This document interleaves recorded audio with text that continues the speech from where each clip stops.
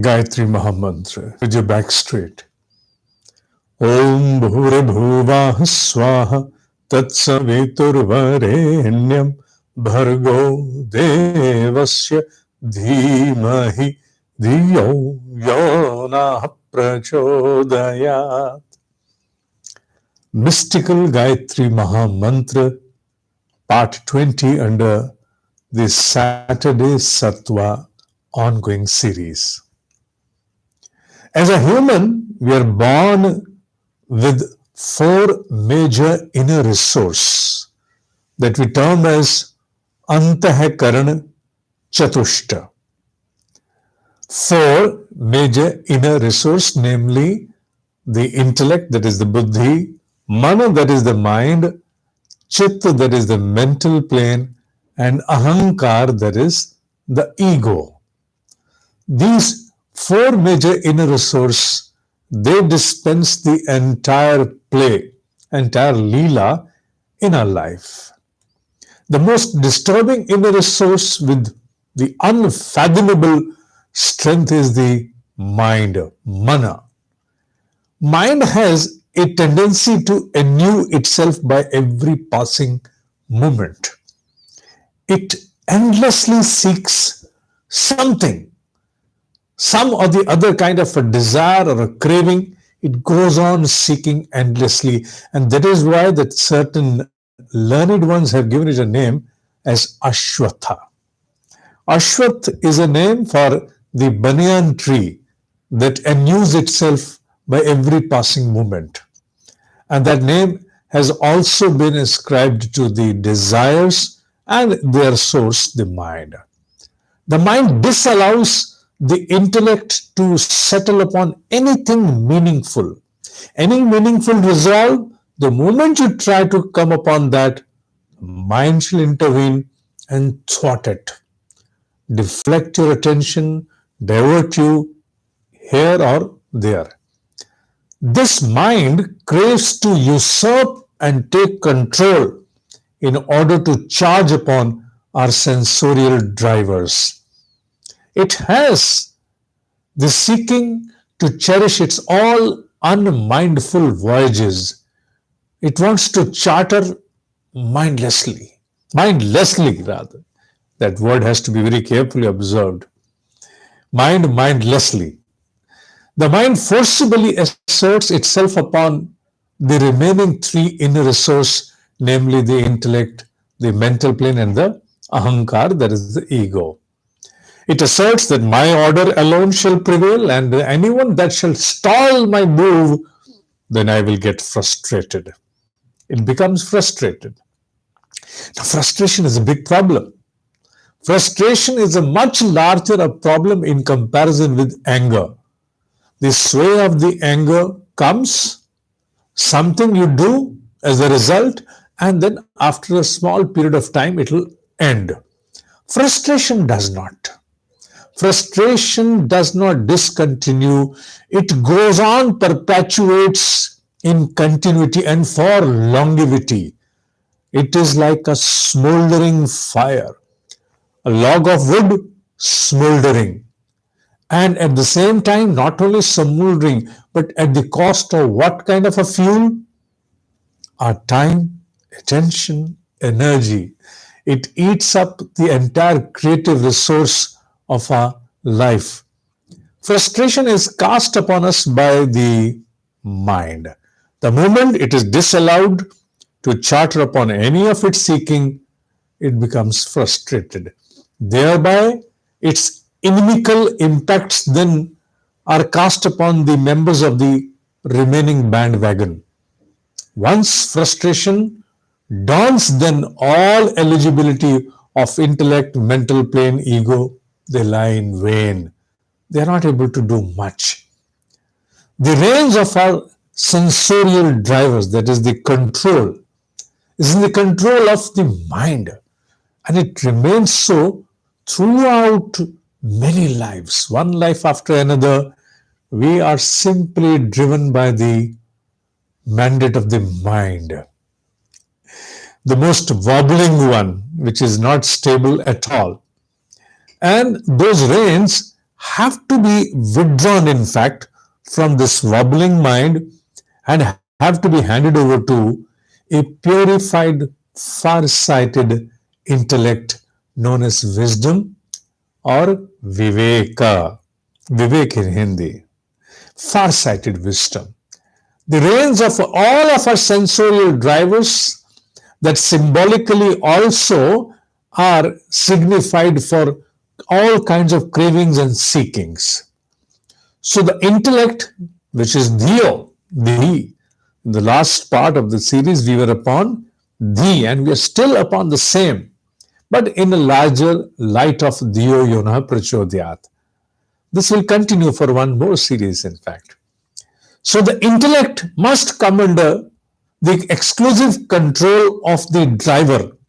Intellect should come under the control of driver, or intellect should drive? No. Here one must understand from that symbolic representation of Krishna Arjun chariot. There, who is the charioteer? The one who is driving the chariot at the helm of the steering wheel. Who is that? Keshava, Krishna. Yes, the chariot is owned by Arjuna, but being steered, driven by whom? Krishna. He is the navigator. So the intellect has to be given to whom? Intellect has to be handed over to Keshava. Keshava represents the far-sighted wisdom, the blissful radiance, divine radiance. Intellect must be morphed by the Keshava, the divine radiance of Keshava, so that a justice can be done to this existence known as a human, this entity known as a human. Taking charge of this control from the mind, in fact, is to charge with the Gandiv. Gandiv, that is the bow. Arjuna, Gandiv uthao. Raise your Gandiv, Arjuna. Now raise your Gandiv means to charge upon with all of your energies in order to steer yourself to cherish your most important objective of the life.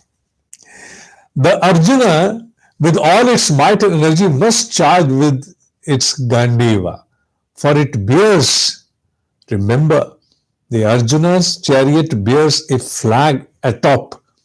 And who's on the flag? Whose impression or image is on the flag? Hanuman, Pavan Sutta Hanuman ki jai. That's very amazing. Hanuman is not a character from the period of Mahabharata. He has been specially borrowed from another era, that is Ramayana. For what reason?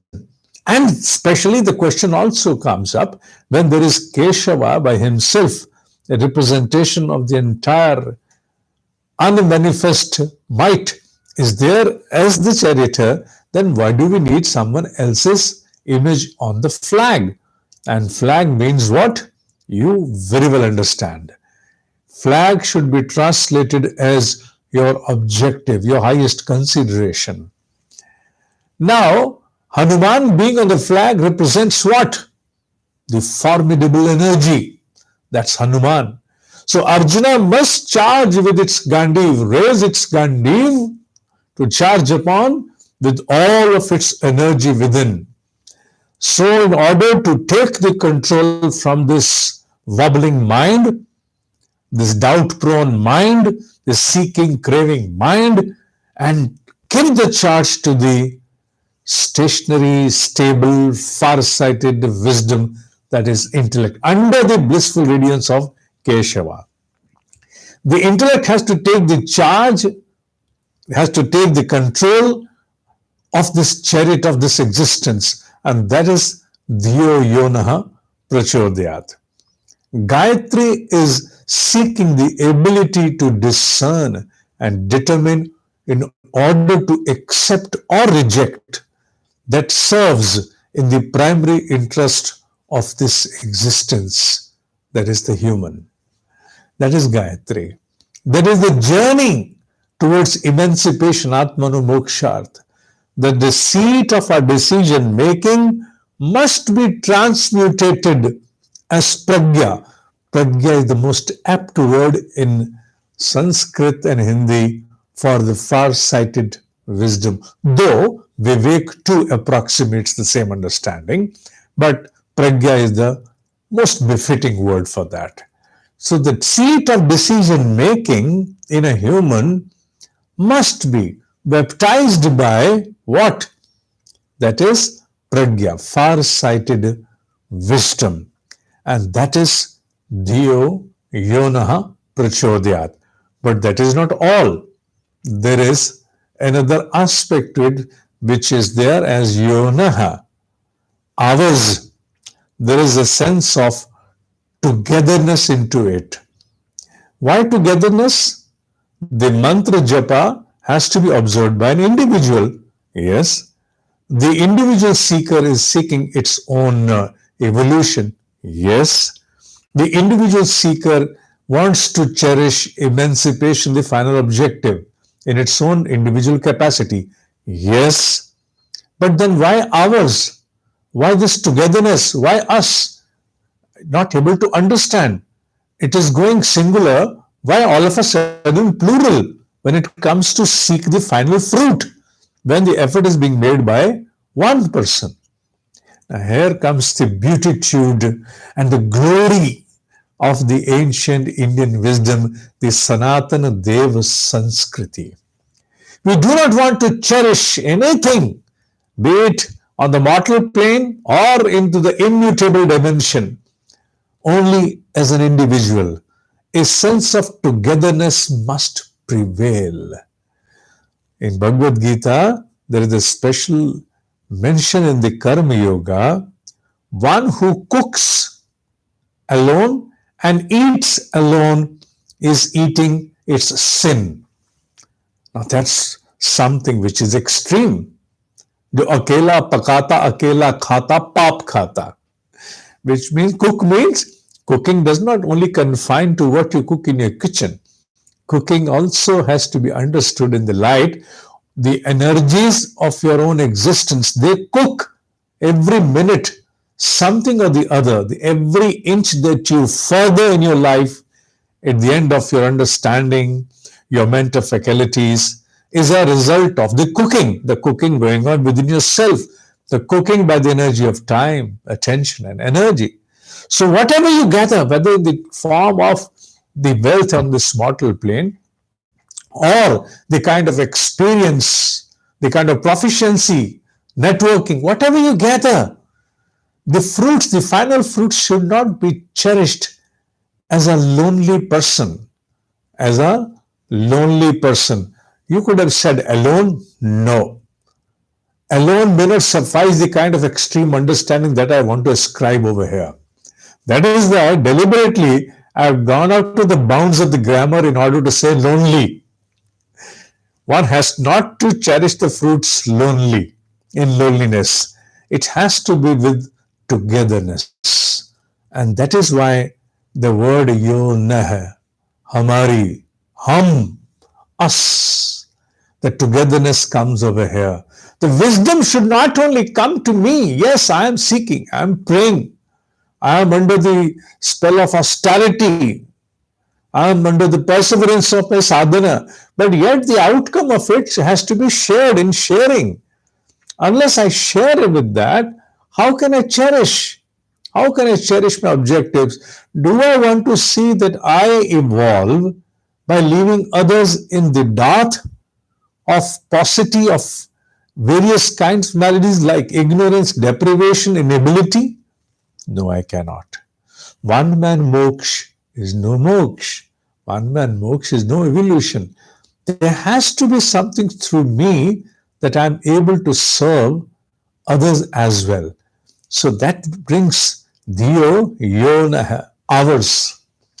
If there are going to be impacts of my sadhana, then those impacts, those fruits, that accumulation of that bliss energy must also be cherished by others as well. It should not be so that I have my drawing room in some celestial plane, whereas my house is located on a street which is worse than a slum. Can someone live there? No, you cannot. If you hoard hundreds of crores of rupees with you, and you're always vulnerable to one or the other kind of infringement, are you at harmony? Can you cherish that accumulated wealth? No, you will always be the same, the wobbling mind, always doubt prone, under fear. Oh, something may not happen, like that. So, therefore, this sense of togetherness is to cherish the fruits of the outcome of the sadhana with all happiness, with harmony.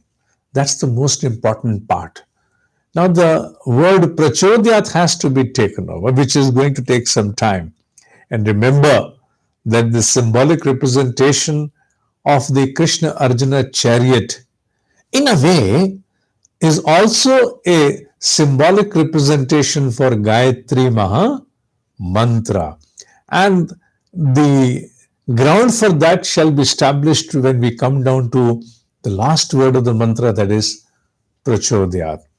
We'll proceed upon that in the next part of this ongoing series under Saturday Sattva of mystical Gayatri Maha Mantra. There is much more to come. There is much more to come, right? ओम ही सत्य है, ओम ही सत्य है, ओम ही सत्य है.